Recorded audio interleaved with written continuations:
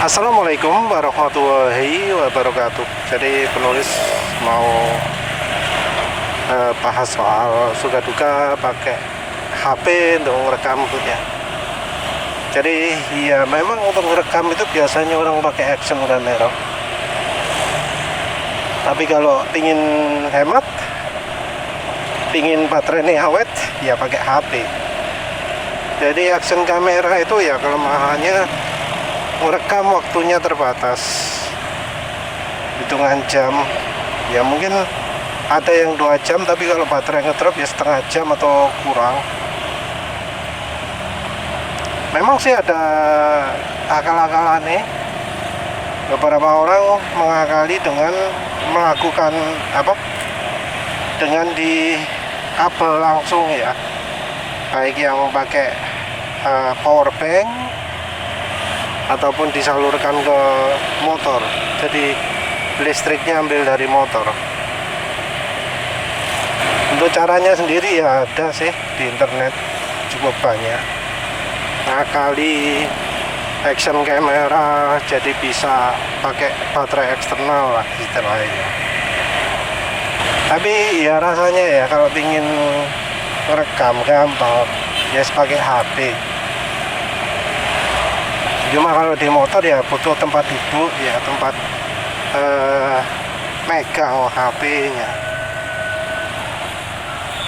Kalau untuk motor sendiri ya macam-macam caranya.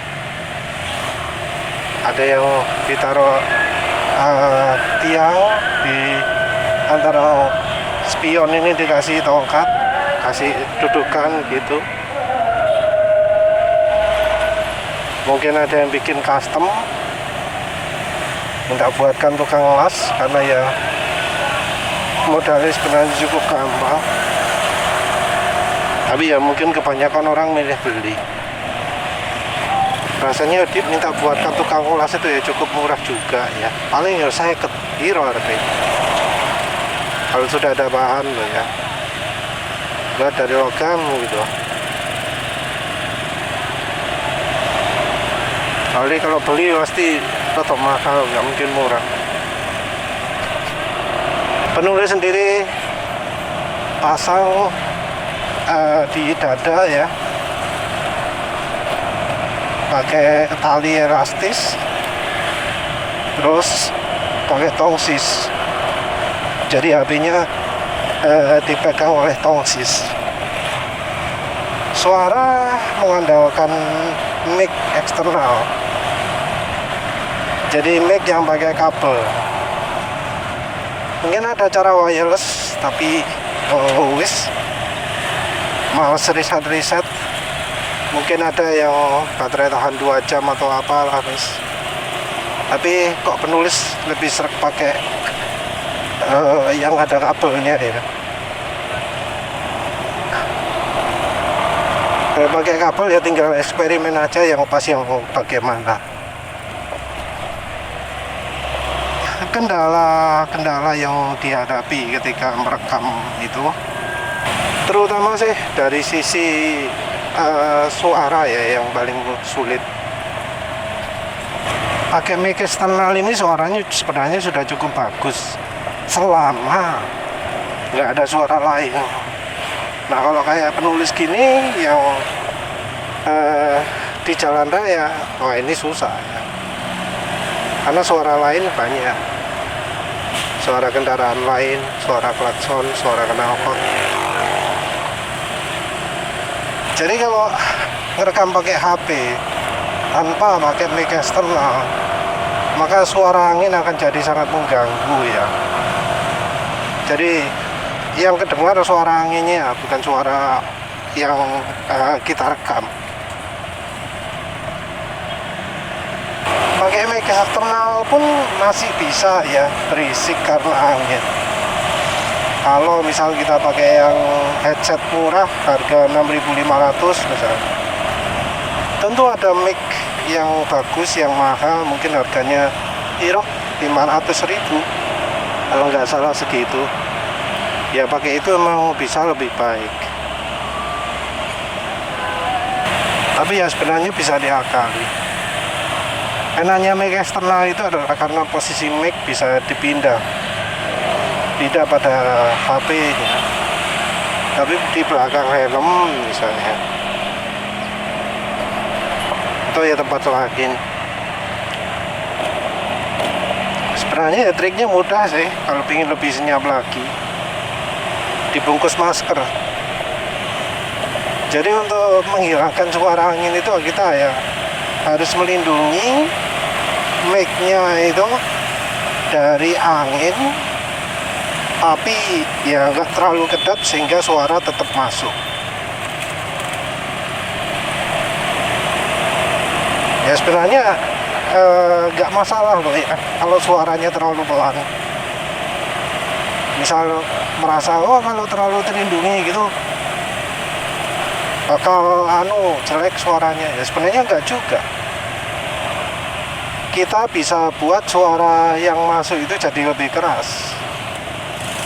Suaranya kurang jernih bisa kita buat lebih jernih juga.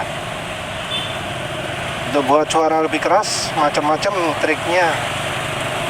Bisa cuma amplitudenya dinaikkan atau yang namanya kompres gitu ya, kompresor atau semacamnya. Itu suara bikin lebih jelas. Ada yang nyebut fidelity, ada yang nyebut crystal, ada yang nyebut harmonic enhancer, macam-macam lah ya. Tapi ada yang trik untuk bikin suara lebih jernih. Untuk merekam suaranya sendiri bahkan ada loh ya yang antara suara dan videonya diambil secara terpisah. Tapi penulis sendiri memilih jadi satu ya, antara video dan suara langsung jadi satu. Karena kalau terpisah yo nanti harus ada proses matching kan juga. Masalahnya kalau beda ya antara perekam video dan perekam suara, kadang bisa terjadi satuan waktunya beda. Jadi misal ya sama-sama ngerekam waktu yang sama gitu, setelah 1 jam bisa ada selisih berapa detik gitu suaranya, yang satu bisa lebih cepat atau lebih lambat. Nah ini yang rada menjengkelkan juga ya. Jadi kadang kita harus tahu caranya membuat suaranya matching. Jadi misal ada orang rekam gitu terus pakai tanda tangan, pakai tanda, pakai tangan, pakai apa-apa, itu tujuannya adalah untuk biar matching kan antara awal sampai akhirnya, baik dari suara ataupun video gambarnya. Ini penting terutama untuk yang ngerekamnya pakai beberapa kamera sekaligus. Jadi kalau ngerekamnya pakai lebih dari 1 kamera, butuh ada seperti itu biar untuk kerja matchingkannya jadi lebih mudah. Kalau pingin yang pas ya mestinya semua yang dipakai itu kalau bisa mereknya sama. Karena kalau beda merek pasti akan menghasilkan yang beda-beda juga.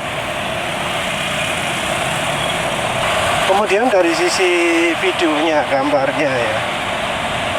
Nah untuk dari sisi videonya ini, kameranya kalau bisa dilengkapi dengan optical image stabilization. Tapi ya sebenarnya AIS pun nggak masalah ya.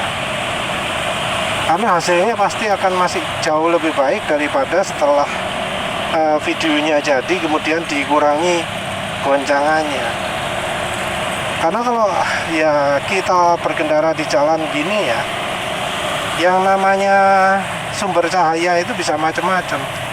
Software untuk deteksi goncangan itu nggak bisa bekerja dengan baik kalau misal ada mobil di depan ya, ada pantulannya.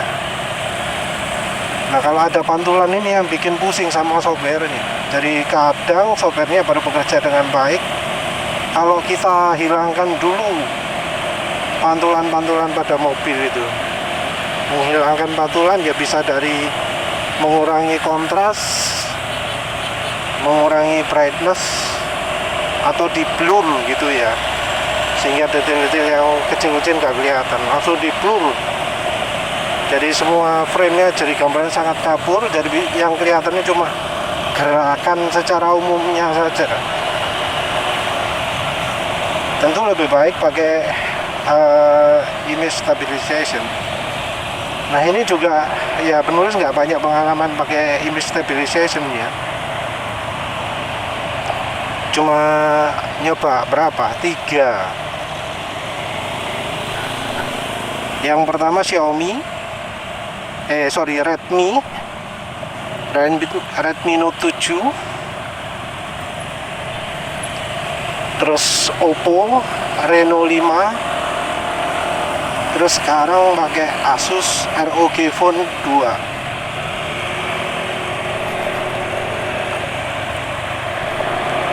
Yang Xiaomi ini yang agak ribet ya, karena software kamera internalnya nggak mengizinkan pakai mic eksternal. Sementara itu yang Oppo Reno 5 itu bisa dengan mengaktifkan opsi untuk mengizinkan penggunaan mic eksternal. Sementara yang Asus langsung, nggak usah nyetel opsi, langsung bisa dipakai ngerekam. Ini dari HP yang sudah di reset factory ya, jadi memang setelan defaultnya bisa pakai mic eksternal.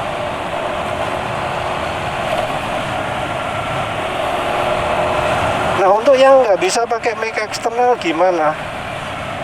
Ya terpaksa pakai mic suara itu dipisah ya dari gambarnya.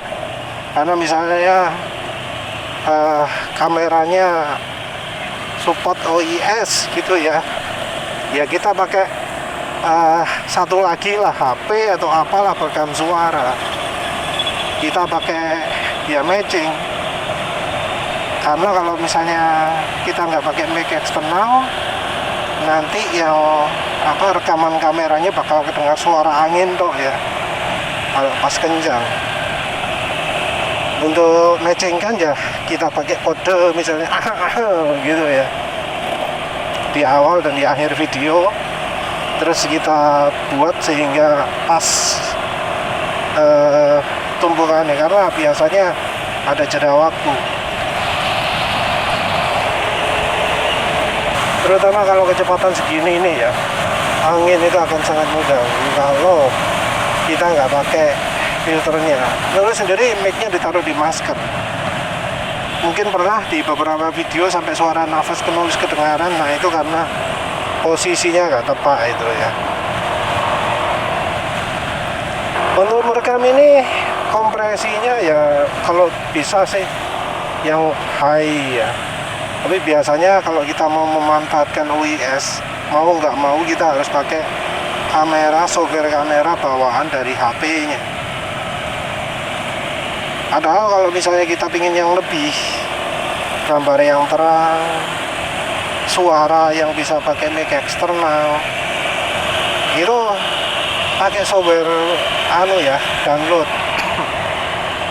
Seperti misalnya Open Camera. Cuma di Open Camera itu nggak bisa memanfaatkan image stabilization-nya dari HP-nya. Jadi ya kalau mau pakai mic eksternal di HP Redmi ya nggak bisa. Jadi ya kalau pakai mic eksternal nggak ada image stabilization. Kalau pakai image stabilization nggak bisa pakai mic eksternal kalau di HP Redmi ya, entah HP apalagi yang seperti itu. Image stabilization sendiri penulis lebih pilih yang mode normal ya. Jadi di Oppo itu ada yang image stabilization biasa, ada yang super stable, Oppo sih jenenge bolali, tapi yang sangat-sangat stabil. Nah penulis nggak pakai yang sangat-sangat stabil itu karena ternyata image-nya jadi kelihatan ngeblur ya, lebih ngeblur daripada kalau yang biasa. Jadi penulis nggak pakai image stabilization tinggi karena gambarnya malah lebih buruk hasilnya. Ya dari review online juga kelihatan lah ya, kelihatan jadi blur sebentar gitu ketika ada goncangan. Kalau pakai image stabilization biasa nggak ada seperti itu. Kita milih HP juga nggak bisa sembarangan ya. Kita harus milih HP yang sesuai dengan kebutuhan kita. Kalau penulis butuhnya berkendara malam hari juga. Nah, kalau berkendara malam hari ini harus pakai HP yang bisa terang di malam hari. Nah, untuk bisa terang di malam hari ini wah ya penulis jadi nggak bisa pakai mode 60 fps kalau di di HP Oppo. Di HP ini belum coba sih ya 60 fps nya terang apa enggak ya. Di HP Asus ini. Jadi di HP Oppo itu memang ya terang kalau model biasa yang 30 fps. Tapi begitu 60 fps jadi gelap. Nah, kalau yang di HP Asus ini yang penulis tahu gelap itu kalau pakai mode wide. Jadi kalau pakai yang kamera wide-nya itu jadi gelap, nggak bisa terang. Padahal penulis lebih penting terangnya. Jadi daripada gelap ya wis dikorbankan saja yang 60 fps nya. Untuk HP Oppo Reno 5 juga masih belum support 4K yang image stabilization. Jadi ya kalau mau image stabilization harus yang 1080.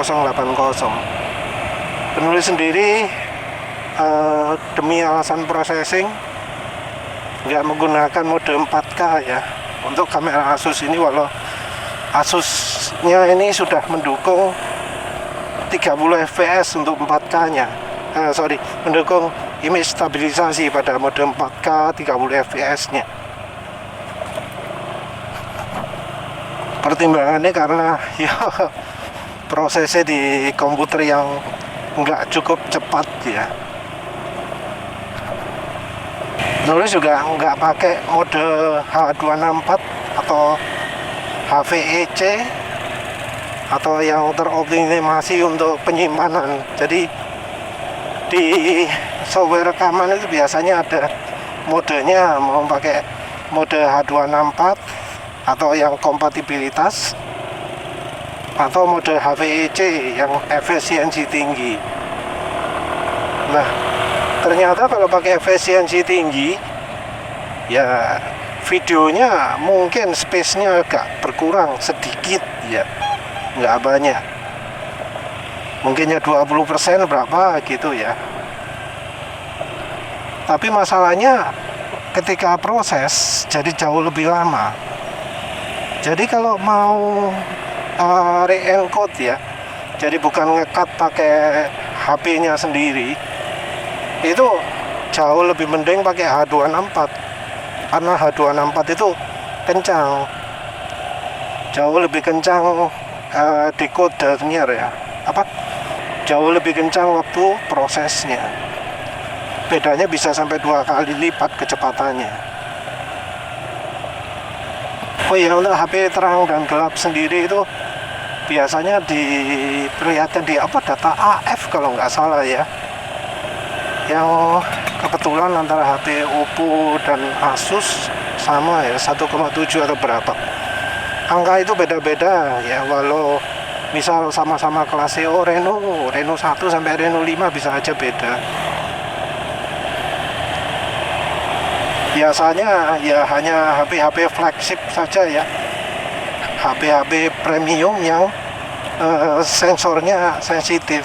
Walau juga ada yang HP harga nanggung, kalau nggak salah Samsung M mungkin ya, M55 atau apalah itu, kalau nggak salah ya, dilengkapi juga. Untuk lihat itu biasanya bisa lihat di data GSM Arena ya, untuk tahu HP-nya terang atau enggak. HP mahal, HP premium nggak berarti nggak ada kelemahan. Jadi contoh, kalau Asus ini apa ya kelemahannya ya, lupa. Oh iya, image stabilisasinya nggak sebaik Oppo. Kalau itu yang tanpa macam-macam, jadi goyangannya kelihatan masih lebih banyak. Kalau sama-sama OIS nya ya, penulis nggak pakai super stable ya di Oppo nya. Oh ya, kalau pakai super stable di Oppo pakai apa, peningkatan warna di posisi gelap kayak iso di zoom. Ya sebenarnya nggak masalah. Nah yang masalah itu kalau di Oppo ya, Oppo Reno 5 itu sering kalau habis lewat daerah terang, daerah gelap, daerah terang lagi, jadi over bright atau over dark, jadi terlalu gelap atau terlalu terang. Jadi awalnya normal, tapi setelah lewat daerah terang atau gelap, jadi gelap terus atau terang terus. Nah itu wis rotok problem lah wis. Mungkin sepertinya memang softwarenya Oppo nggak dirancang untuk ngevlog ya, ngevlog sambil perjalanan. Mungkin harus pakai mode AI image itu ya, menerangkan gambar pakai AI, tapi ya seringkali gak srek. Karena apa? Karena ya apa ya kelemahannya pakai AI itu ya. Oh iya, lampunya kendaraan, lampu rem, lampu jauh, lampu depan itu jadi terlalu terang, jadi ada blur-blurnya gitu yang nggak bagus lah dilihat. Kalau penulis sendiri ya biasanya mending mode normal. Biasanya penulis tambahi warnanya biar kelihatan lebih seger gitu ya. Soalnya kalau gambar, kalau warnanya itu ya apa ya, nggak bagus dipandang ya. Tentu ya terbatas, karena kalau berlebihan ya jelek juga sih. Apa mana ya, kayaknya wes cukup itu ya. Jadi ya pertimbangannya nggak cuma dari ngejar kualitas tok, tapi yo gimana prosesnya biar cepat. Kalau penulis sendiri prosesnya sebenarnya cukup cepat ya, nggak terlalu menyita waktu. Pertama penulis berubah dulu jadi AVI formatnya, filenya, terus diedit pakai virtual dub untuk potong-potong, untuk nambah-nambah, nyelip-nyelipkan gambar. Penulis nggak pakai picture in picture karena gara kesuwen ya. Jadi editing biasanya satu video kalau sudah diproses ya sekitar 1 jam gitu, kalau videonya 30 menit. Ya wis lah, itu saja. Terima kasih sudah menonton. Assalamualaikum warahmatullahi wabarakatuh.